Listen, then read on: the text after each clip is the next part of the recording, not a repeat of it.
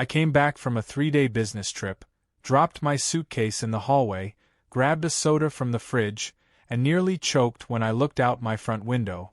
My house, the tasteful, slate-gray modern exterior I had meticulously designed, was now screaming pink. Not a soft blush.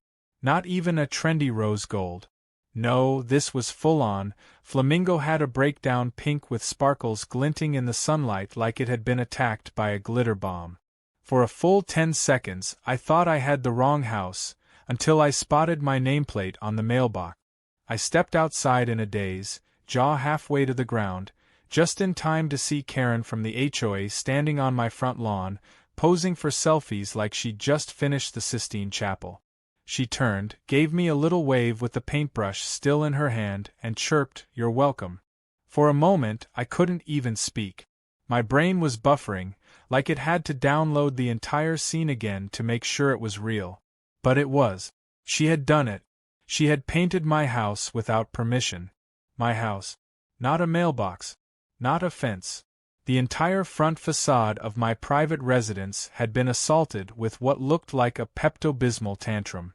I stormed down the steps, trying to keep my voice level, which was an Olympic-level task considering the internal rage earthquake I was suppressing. "Karen, what the hell is this?" She tilted her sunglasses down just enough to look smugly over the top and replied, "Just doing a little beautification." The old color was depressing. "This is much more community-friendly."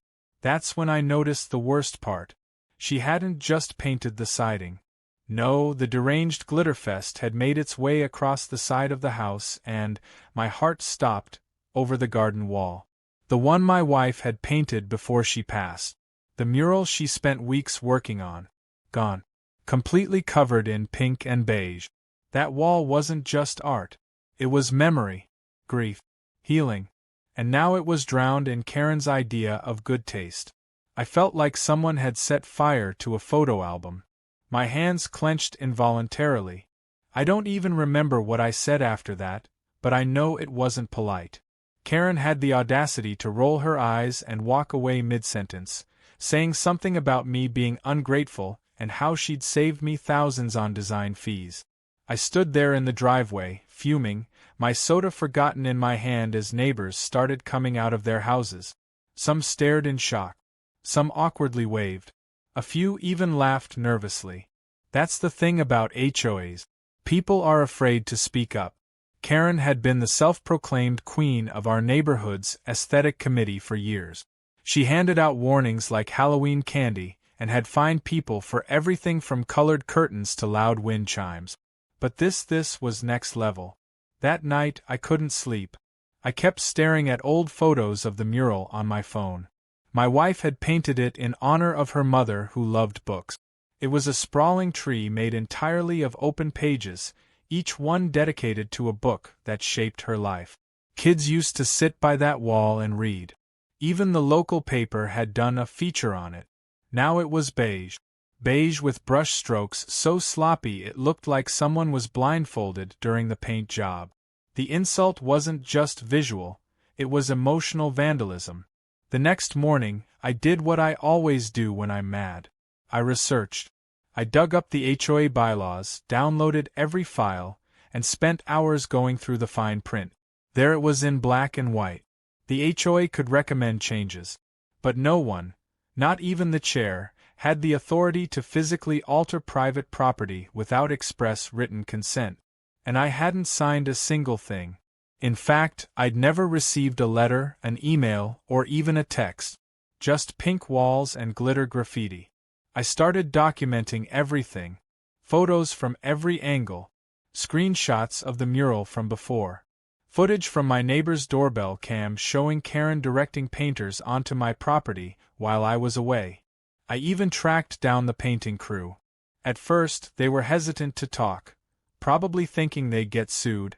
But once I showed them the pictures, one of the workers said, "Oh, she told us you were in legal trouble. Said we had to do it quickly before the city came." My jaw clenched so hard I could feel my molars grinding. Turns out Karen paid for the job using the HOA community card. She signed off on the invoice herself. She even wrote "emergency aesthetic correction" in the notes section. I wanted to laugh and scream at the same time. This wasn't just a rogue paint job. It was fraud, and trespassing, and destruction of property. And if I played my cards right, it could also be very, very expensive for her. Later that day, I went to the HOA office to file a formal complaint. The moment I walked in, the receptionist's smile faltered when she saw my face. I calmly asked to speak to the board. I could hear someone whisper Karen's name from the back before a tall man in a golf polo came out to meet me. He introduced himself as Phil, the HOA vice chair. Apparently, even Phil hadn't been told Karen was going to paint my home. He asked if I had documentation. I handed him a flash drive and said, "Oh, I've got more receipts than a CVS pharmacy." As Phil plugged it into his laptop and started viewing the files, his face went from curious to horrified in about 60 seconds. I saw the moment he paused on the mural picture, the original one. He turned to me and asked, "That was your wife's art?" I nodded once, tight-lipped. He didn't say anything for a while, just stared at the screen. Then he cleared his throat and told me the next board meeting was in 3 days. He promised Karen would be there. I promised I would too, with a lawyer. As I walked back home, something shifted inside me. I wasn't just reacting anymore. I was planning. Every step Karen had taken in her arrogant little power trip was documented. Every lie she told the painters, every unauthorized expense, every inch of glitter-covered wall was going to come back to bite her. This wasn't just about revenge. This was about accountability. About reminding everyone that HOA rules don't override basic human decency or private property laws. I stood on the sidewalk for a moment and looked at my house. It looked ridiculous, like a dollhouse designed by a 5-year-old. But I smiled anyway, because I knew something Karen didn't. That mess she made wasn't going to last. And the price she'd pay for it was going to be far, far uglier than any pink paint she could throw on my walls. The following 3 days moved like molasses, every hour dragging by as I waited for the upcoming HOA board meeting. I'd set reminders, printed my evidence 3 different ways, and even laminated one of the mural's original photos like it was some kind of sacred artifact. Every time I walked past the front of my house, the garish pink practically mocked me. Neighbors had started slowing down their walks, pretending to admire their surroundings while obviously gawking at the chaos. A few offered sympathetic glances, while others just looked amused, like they were glad it wasn't their problem. But then something unexpected happened.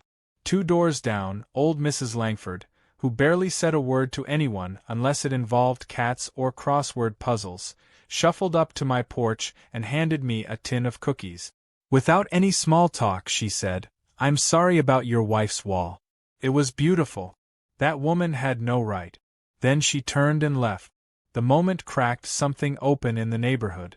By that afternoon, I had half a dozen neighbors either knocking or texting, each with their own Karen story. The Hendersons said she once fined them for leaving a plastic flamingo on their lawn for a single day, claiming it was visual clutter. Dave from across the street confessed she threatened to report him for building a birdhouse without HOA approval.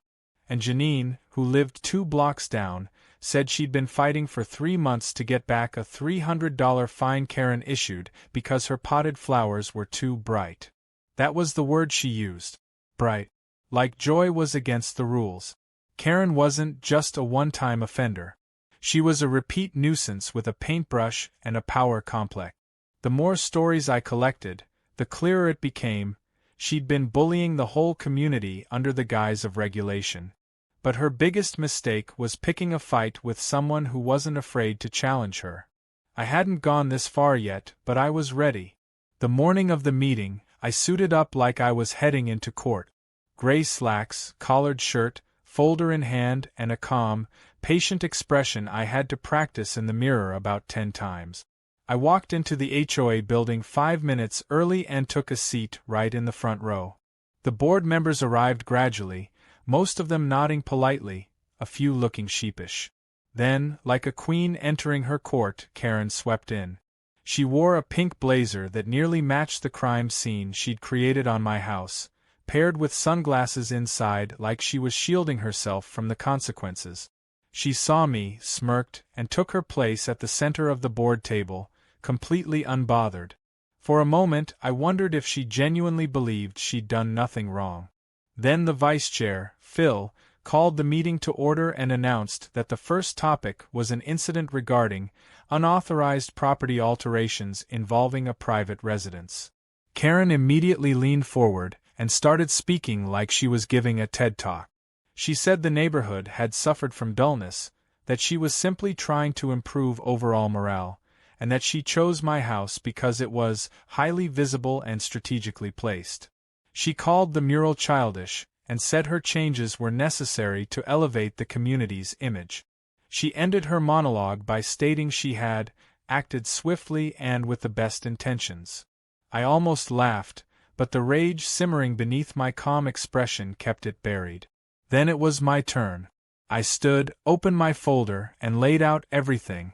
The photos, the mural before and after, the contractor statements with Karen's fake story about me being in legal trouble, the receipts showing she used the HOA card, and finally, the security footage from my neighbor's doorbell camera, where Karen clearly tells the workers to cover the whole thing while gesturing at the mural. I didn't yell. I didn't point fingers. I just let the evidence speak for itself. The room fell into stunned silence. Even Phil looked like he wanted to crawl under the table. Then someone in the back coughed, and another board member leaned into the mic to say, "Miss Karen, did you have written authorization from the homeowner for this project?"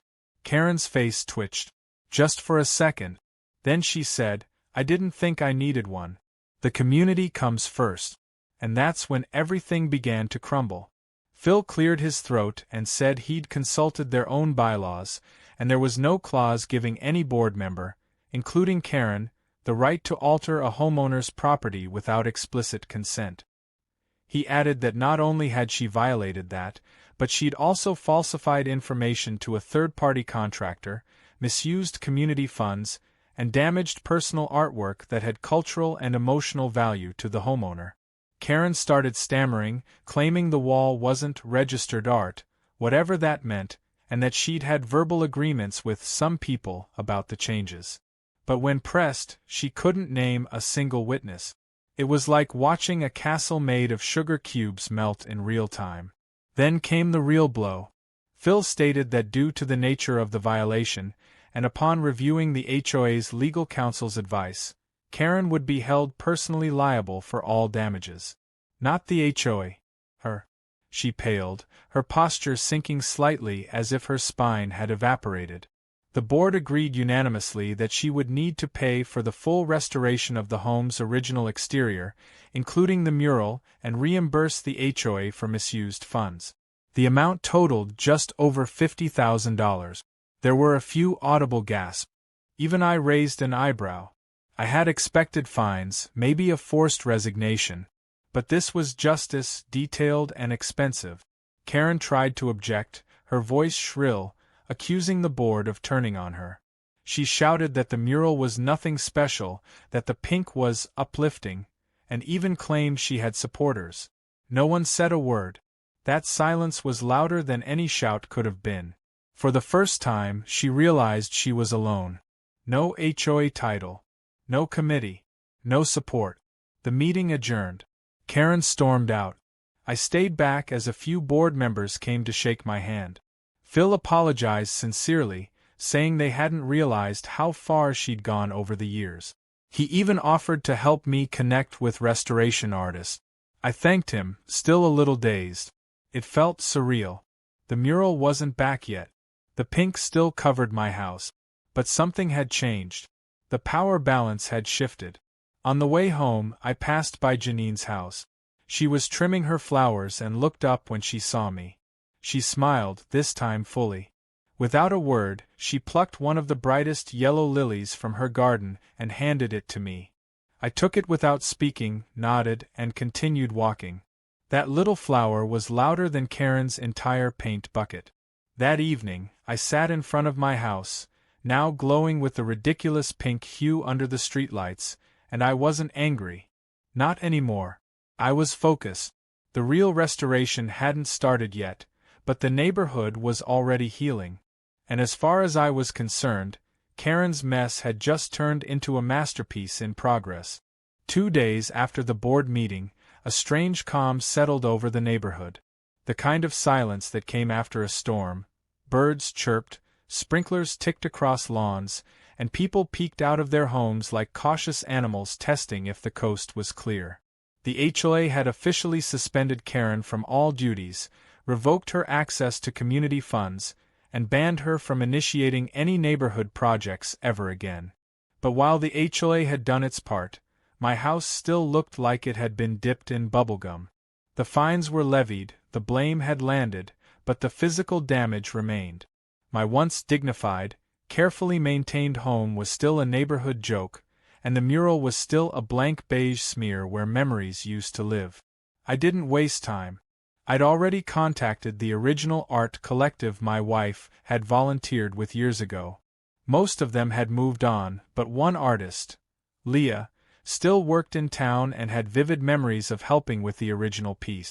When I showed her the photos, she blinked twice, then slowly shook her head. Her voice was soft but pointed when she said, "That's not just damage, that's erasure." We agreed to meet over the weekend with her small team to start sketching the restoration. She also floated the idea of adding a new section to the mural, something to symbolize resilience and rebirth. The idea struck something in me. Maybe this wasn't just about rebuilding the past. Maybe it was about transforming it. In the meantime, my front yard had turned into a strange sort of pilgrimage site. People I barely knew would stop and leave note. A high school kid from 3 blocks down taped a printed photo of the original mural to my fence with the words, "Bring it back," scribbled underneath. A couple from the next street offered to donate for supplies. Even Dave, who once called my Halloween decorations a fire hazard, stopped by with a power washer and said, "Thought I'd help you get started." I didn't question the sudden shift in community spirit. Karen's tyranny had pushed people apart, and her downfall seemed to give everyone permission to connect again. But of course, it didn't take long for Karen to reappear. Not physically. She had gone underground, reportedly holed up inside her house with the blinds drawn and curtains permanently shut. But her presence lingered like a bad smell. It started with a passive-aggressive post on the HOA's community message board under a different name, something like True Neighbor 88, claiming that some people didn't appreciate beautification efforts and were turning the neighborhood into a circus of victimhood. The post used words like overreaction and art is subjective, and even accused me of exploiting the situation for attention. Everyone knew it was her. The tone, the grammar, the arrogant tone dressed in phony sophistication, it had Karen written all over it. Then came the flyer. Someone had taped copies to multiple mailboxes in the middle of the night. A poorly written screed titled, "The Real Truth Behind the Pink House Scandal," alleging that I had actually approved the paint job and was only backtracking to gain sympathy and money. It was laughably transparent, especially since the flyers were printed on pink paper with glitter accents. She wasn't even trying to hide her identity anymore. It might have been pathetic if it wasn't so incredibly annoying. But I didn't bite. I let the community handle it. And oh, they did. By the following morning, every one of those flyers had been taken down and replaced with hand-drawn signs that said things like "Respect art, not egos," and "We stand with the mural." Someone even printed a blown-up image of the old mural and taped it across the community pool fence. It felt like poetic justice, watching the neighborhood that Karen tried to control with fear and fines now rising up with markers and tape in defiance of her nonsense. That weekend, Leah and her team arrived, armed with sketch pads, paint samples, and quiet determination. We spent the first morning peeling off what remained of the glitter paint and gently scraping away the beige Karen had so aggressively rolled over the original wall. Beneath the layers, some fragments of the mural peeked through, faint outlines of books, faded pages, bits of bark from the tree of knowledge that once sprawled across the wall like a story in motion. Leah ran her hand over one edge and said, "We can bring this back. And we'll make it stronger." While we worked, more neighbors joined. Some brought coffee. Some brought snacks. A few stayed and helped sand or paint under Leah's direction.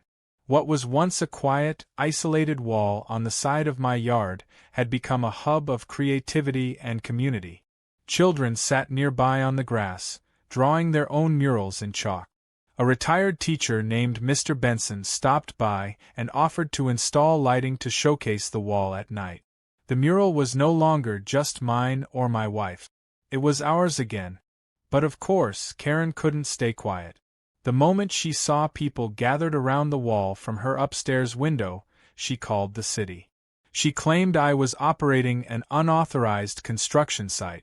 An inspector showed up mid-afternoon, clipboard in hand, slightly confused when he saw nothing but a few people repainting a residential wall. After a brief chat and a review of the permits, which I had filed the morning after the HOA ruling, he nodded, smiled, and left. Apparently, it wasn't the first call they'd had from Karen in the past month.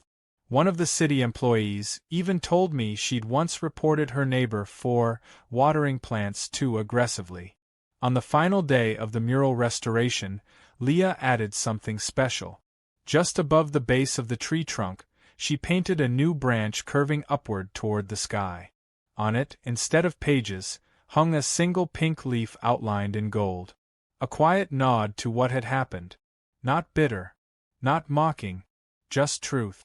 When she stepped back to look at it, I could tell she wasn't asking for permission. And she didn't need to. It was perfect. The final reveal happened that evening.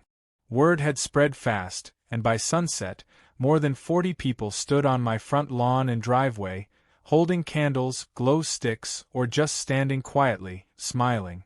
I said a few words, about my wife, about the mural, about community, but I kept it short. It wasn't a speech. It was a moment. The lights clicked on, bathing the mural in warm gold, and a ripple of gasps moved through the crowd. Some clapped. A few cried. Even I had to blink away something from my eye that might have been dust but probably wasn't. Somewhere from a second-story window, a curtain twitched. Karen was watching. I didn't wave. I didn't acknowledge her. She wasn't the center of this story anymore. She was just the beginning of it. What she tried to erase had only grown stronger. And every dollar she paid in fines, every pink brushstroke she regretted, was now sealed into that wall forever, not as shame but as part of the story. By the following week, the mural had already taken on a life of its own. People were driving in from neighboring towns just to take pictures beside it. A local blogger featured it in an article titled, "The Wall That Beat the HOA," and even the city's Arts Council reached out asking if they could include it in their community art tour. What had begun as a cruel, glitter-splashed act of vandalism had blossomed into a neighborhood landmark. But while the paint had dried and the community had found healing, the administrative fallout from Karen's stunt was only beginning to erupt.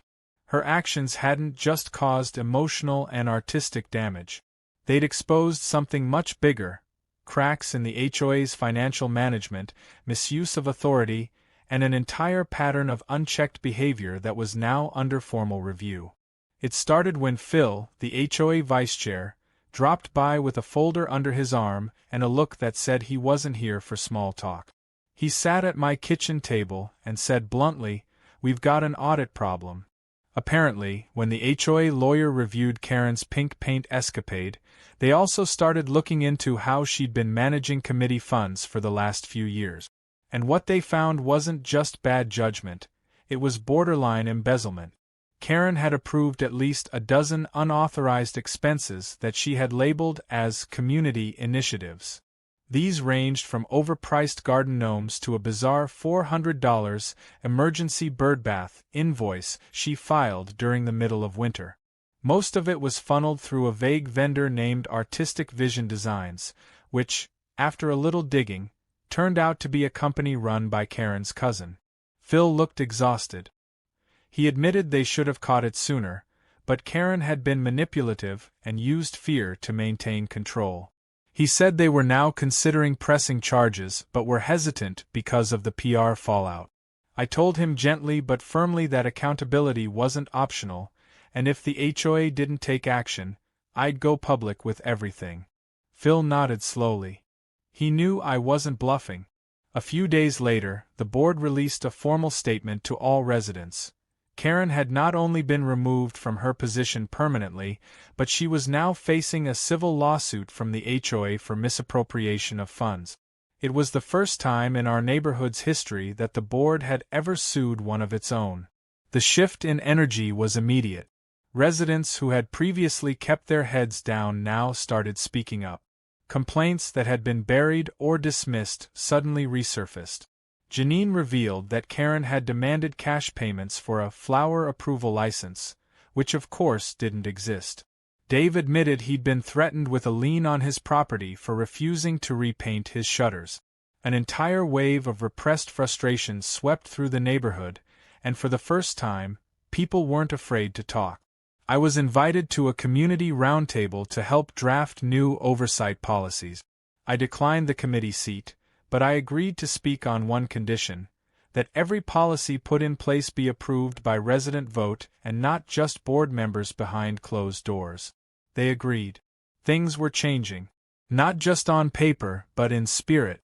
Meanwhile, Karen had gone from smug dictator to suburban recluse. She barely left her house. The once perfectly pruned roses that lined her walkway began to wilt. Her signature yard decor, an obnoxious wrought iron sign that said Queen of Clean, was quietly removed. But despite her downfall, she couldn't help herself from making one last attempt to flip the narrative.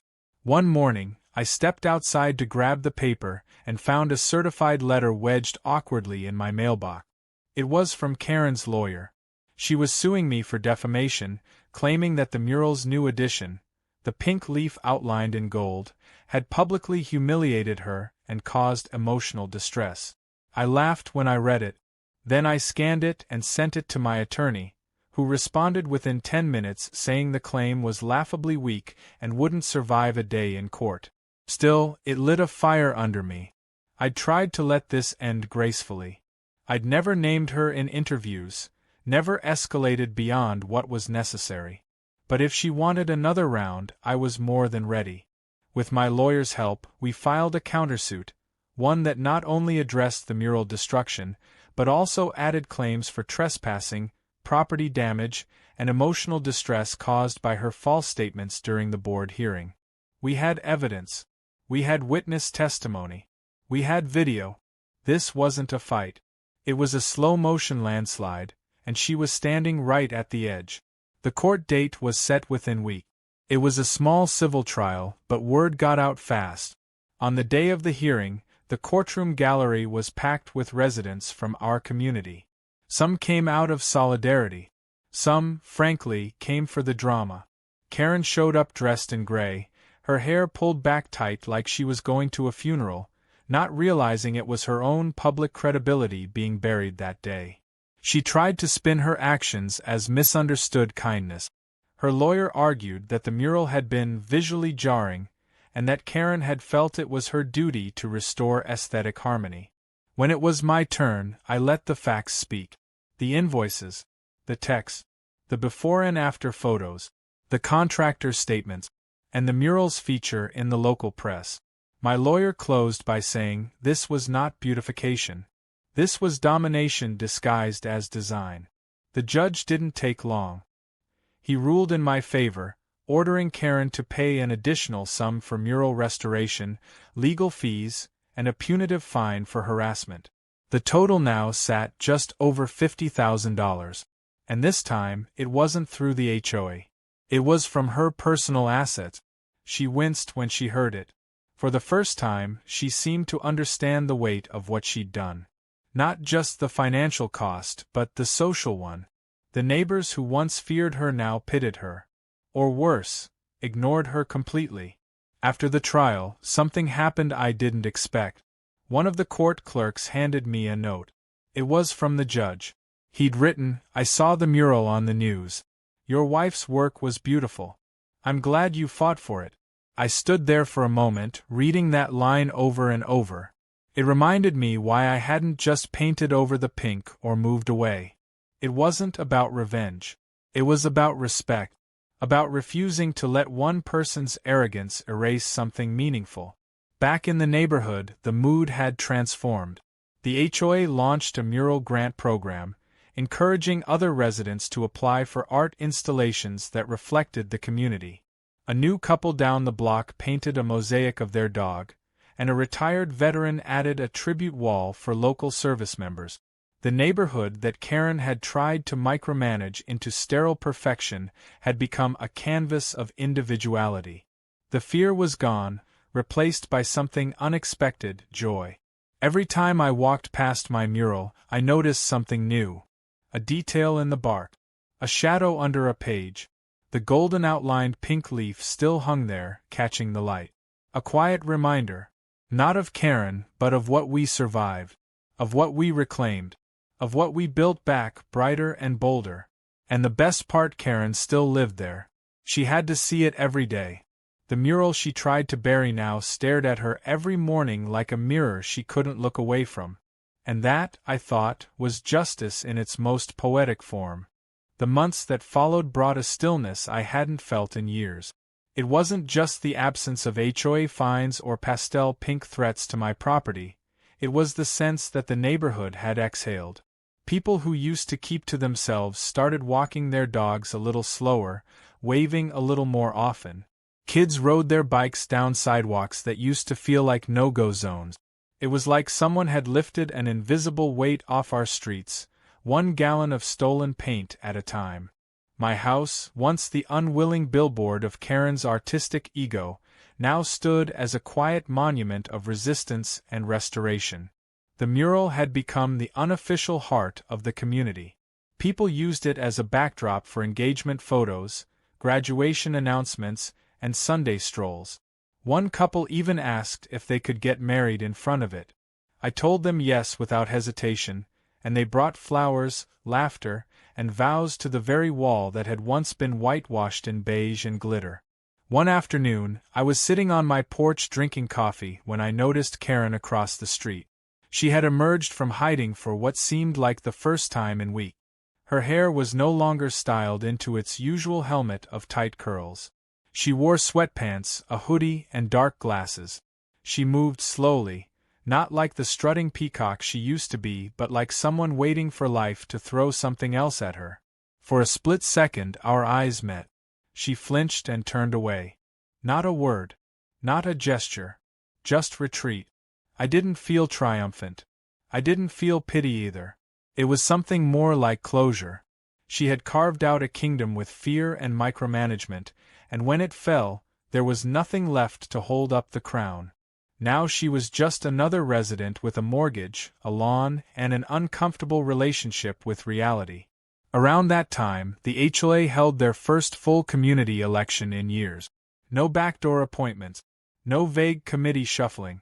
Just a ballot, a grill out, and people actually excited to vote. I declined when asked to run for a seat, but I nominated Janine, the same neighbor Karen once fined for unauthorized petunias. She won in a landslide. In her acceptance speech, she said, "No one should feel like they need to keep their curtains closed in their own home." Her first motion passed unanimously. No aesthetic changes to any private property without double-verified homeowner consent, period. The second motion was a bit more colorful. It proposed a memorial plaque be installed next to the mural, commemorating it as the wall that sparked reform. Phil laughed, then approved the budget himself. The mural, which had been painted with care and layers of meaning, had become something bigger than even my wife could have imagined. Leah's art team returned to add a series of golden outlines along the branches, each one open for a new page to be added over time. Residents could apply to have their own book titles included in the tree. Soon, titles like Green Eggs and Ham, Pride and Prejudice, and How to Fix a Lawnmower began appearing, painted lovingly on open pages. The mural had transformed from a tribute into a living story of the neighborhood itself. Each book was a person. each branch a connection. I got used to the sound of laughter outside my window again. I got used to not waking up in dread of some arbitrary letter taped to my door. But more than anything, I got used to feeling like my wife's memory was safe, that she hadn't been erased, that what she'd poured into that wall still meant something. Karen never apologized. She never came over, never wrote a letter, never once said she was wrong. But I didn't need her to anymore. Her silence had become louder than any excuse. And every time someone asked me about the golden pink leaf on the mural, I simply said, that was the worst part. And it became the best part. There was one more surprise left though. A month after the final court ruling, I received a package in the mail from an address I didn't recognize. Inside was a hardbound journal and a letter. The letter was from the city's arts director, who had been following the mural's story and wanted to formally invite it to be featured in their annual Voices of the City art festival. The journal contained photos, essays, and quotes from people who had visited the mural, each one describing what it meant to them. A woman wrote about how it reminded her of her mother, who used to read under a tree.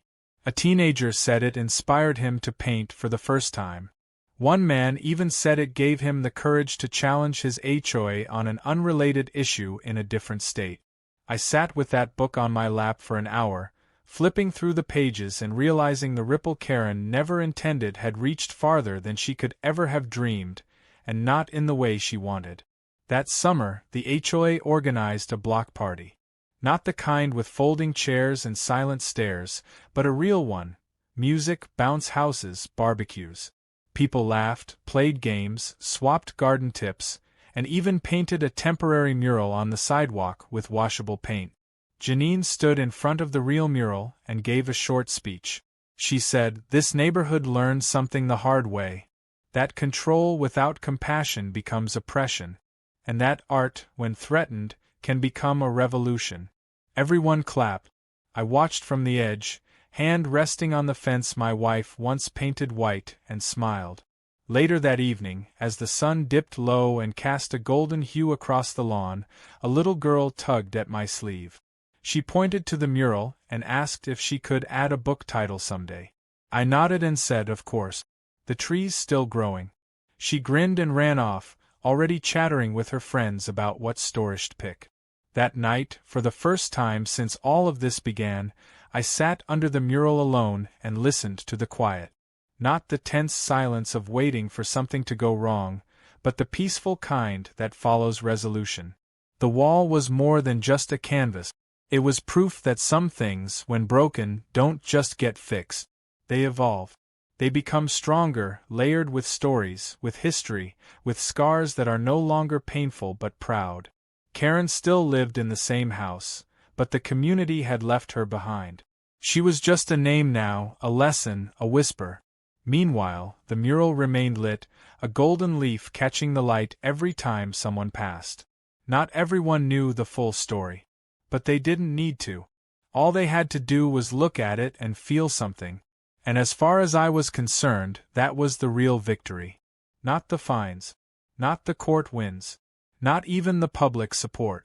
The real victory was knowing that what she tried to destroy became something unforgettable. Something irreplaceable. Something bigger than either of us. A story that could never be painted over.